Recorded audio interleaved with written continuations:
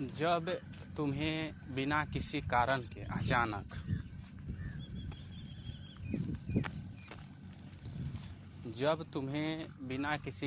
अचानक बेचैनी, मन क्षोभित, बौखलाहट, पीड़ा जैसी महसूस हो,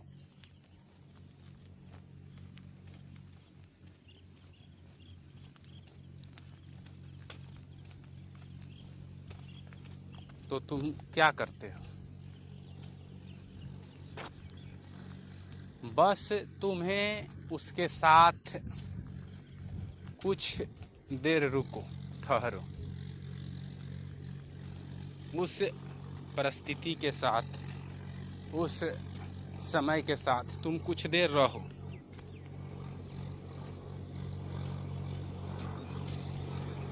बस उसके साथ रहो।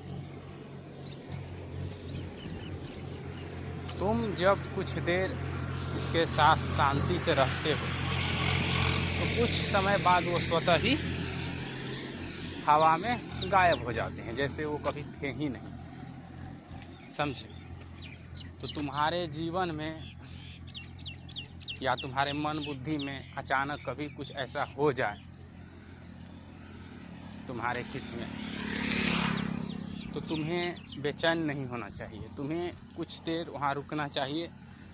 जो हो रहा है बस उसको बस देखना नहीं चाहिए। बस कुछ देर ठहरो, उसके विषय में सोचना मत। सोचोगे वो और बढ़ेगा। और सोचना मत का मतलब क्या? सोचना मत का मतलब कि तुम्हें बस छोड़ देना है, ऐसे बस है,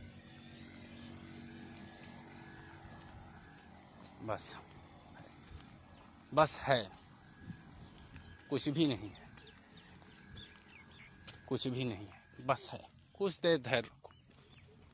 जब तुम कुछ देर धैर्य रखते हो तो स्वतः ही शून्य में गायब हो जाते हैं। ये एक तरह की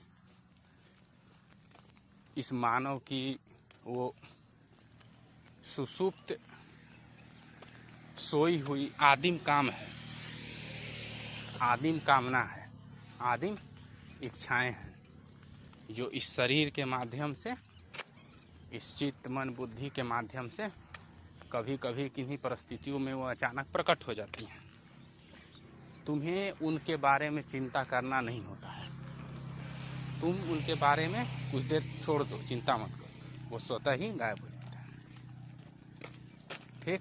और फिर कुछ क्षण बाद जब तुम्हारा ये रजोगुण जो बेचैनी कुछ शांत होगी तो तुम धीरे धीरे मन शांत होगा।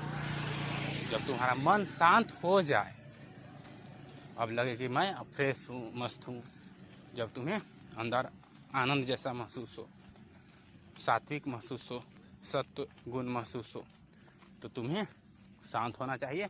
और उस समय तुम्हें ध्यान से बैठकर तुम्हें उस समय को देखना चाहिए कि वो कहाँ से वो विकल्प संकल्प उठा था, वो आदिम इच्छाएं और भावनाएं, और तुम्हें उन्हें समझना चाहिए कि किन परिस्थितियों में वो वासनाएं, इच्छाएं और वो अचानक बेचैनी उत्पन्न हुई थी, और उनको तुम शून्य जानो।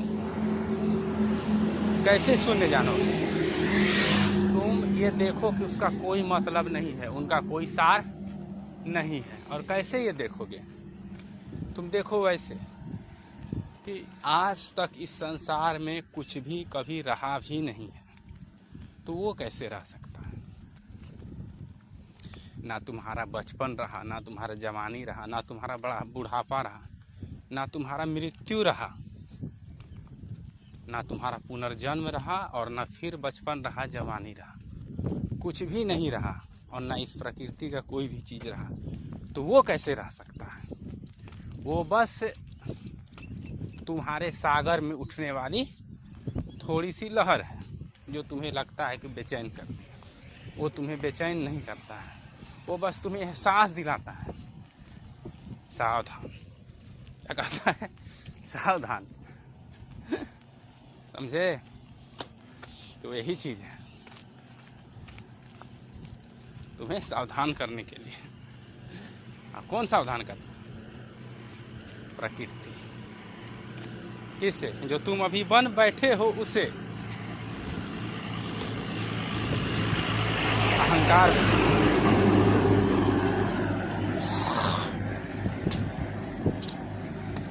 वो परमात्मा तुम्हें याद दिलाता है कि देखो अभी भी तुम कहीं ना कहीं बंधे हुए हो, अभी भी कहीं ना कहीं तुम जुड़े हुए हो। तो जब तुम्हारा मन शांत हो, सुखी हो, उस समय तुम ध्यान रखना, मन बुद्धि, जब मैं मन कहता हूँ तो मन बुद्धि और तुम खुद एक ही हो जाते हो। उस समय उन सब का बात मैं करता हूँ। तो उस समय तुम शांति से बैठो और जब सत्य तुम्हारे दिमाग में हो, तुम्हारा मन शांत हो, तो उस समय तुम्हारे पास ऊर्जा बहुत ज़्यादा होती है। ऊर्जा मतलब ये वाला ऊर्जा नहीं, श्रद्धा, पकड़, उसको खोजने की क्षमता। ठीक? तो उस समय तुम सही से सोच पाते हो और स्पष्ट रूप से देख पाते हो कि ये दोष और ये विकार कहाँ से आ रहे हैं, और उन विकारों को समझोगे कि ये जो निरंतर हमारे प्रक्रियाएं चल रही हैं इस प्रकृति का, इस समाज का, ये निरंतर रूपांतरण से एक भ्रम बन गया है, एक भ्रम बन गया है। उस भ्रम के कारण ही ऐसा महसूस हुआ इस शरीर के माध्यम से, और उसको तुम छोड़ दो और बस रहो। देखना उनकी आवेग धीरे धीरे कम हो जाएगी और तुम मौन हो जाओगे।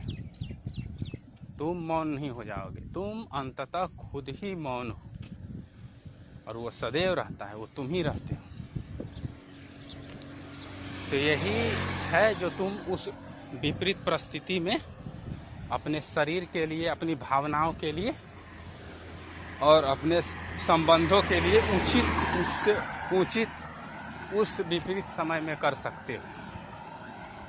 उस पल को थोड़ा बीत जाने दो, फिर हम मिलेंगे।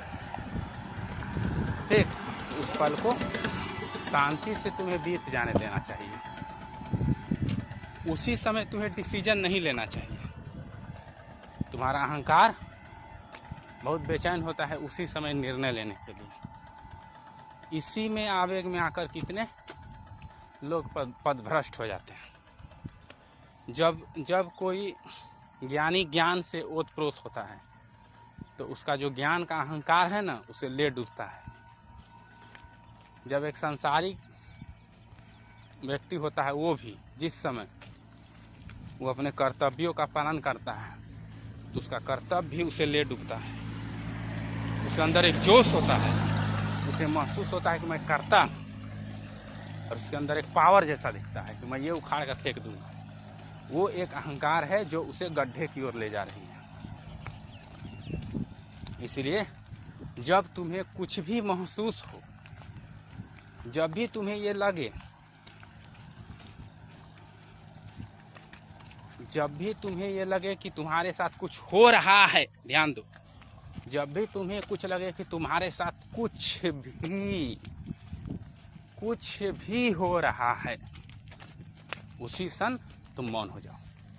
बस उसको हो जाने दो, उसको बीत जाने दो। और जब वो बीत जाए तो उस समय तुम सोचो कि ये क्या हो रहा था, और उस समय तुम निर्णय निकालो जब तुम्हारा मन एकदम सत्व में स्थित हो, मन बुद्धि, और उसी समय तुम उसका निपटारा कर सकते हो। और जिस समय वो वासनाएं, कामनाएं, इच्छाएं उत्पन्न हुई थी, उस समय भी तुम चाहो तो इसका निदान कर सकते हो। लेकिन उस समय तुम्हारे अंदर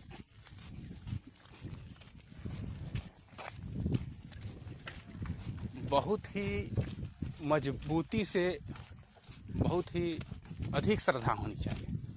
तुम्हारे अंदर खुद को पाने की लालसा बहुत मजबूत होनी चाहिए, तभी तुम उस समय उस परिस्थिति से निकल सकते हो। नहीं तो तुम्हें कुछ देर शांत रहना चाहिए और उसको बीत जाने देना चाहिए, फिर जाकर उस पर एक्सपेरिमेंट करना चाहिए।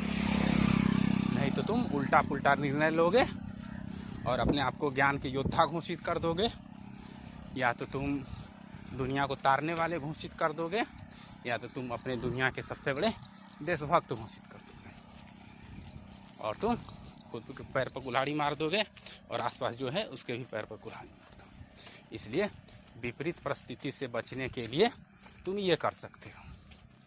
ये सर्वत्र लागू होता है, तुम्हारे संबंधों में भी यही लागू होता है, तुम्हारे दोस्तों, मित्रों, परिवारों, इस भौतिक और आध्यात्मिक सर्वत्र यही लागू होता है। उस आवेग को थोड़ा कम हो जाने दो, इसके बाद तुम निर्णय लेना। ये सभी